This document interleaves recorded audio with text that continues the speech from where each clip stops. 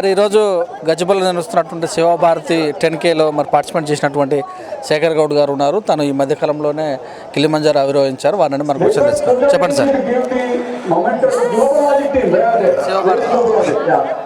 ఇది నా 68 running event and Seva Bharati వాళ్ళు చాలా మంచి కార్యక్రమాలు చేస్తారు. అండ్ ఇట్స్ మోటో వచ్చేసి 10,000 గర్ల్స్ని చదివించడానికి వీళ్ళు ఈ రేస్ ఆర్గనైజ్ చేస్తారు. ఎవ్రీ ఇయర్ వీళ్ళు ఇలాంటి ఆర్గనైజేషన్ చేస్తూ ఉంటారు. And thank you so much. And నా తరపున నేను రన్ చేసి ఎంతోమందిని మోటివేట్ చేయాలనుకుంటున్నాను.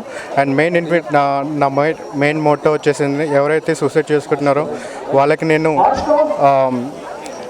ఇన్స్పిరేషన్గా నిలవాలనుకుంటున్నాను.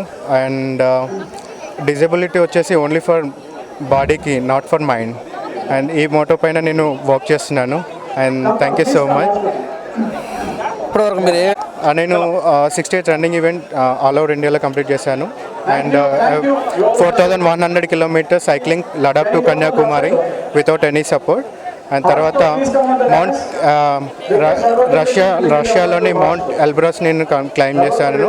అది కూడా 17 అవర్స్లో క్లైమ్ చేశాను. దాని తర్వాత మౌంట్ కిలిమంజారో దాన్ని క్లైమ్ చేశాను. నేను అక్టోబర్ 28 నేను క్లైమ్ చేశాను. ఒకే సంవత్సరంలో 2 హైయెస్ట్ పీక్స్ కంప్లీట్ చేశాను నేను ఇప్పటివరకు. అండ్ ఈ మార్చ్ ఫస్ట్ వీక్లో నేను ఆస్ట్రేలియా వెళ్తున్నాను, మౌంట్ కొయిసియాస్గా and Aussie 10 peaks challenge. And thank you so much. I'm proud to be an MPT. Thank you so much. And never give in your life.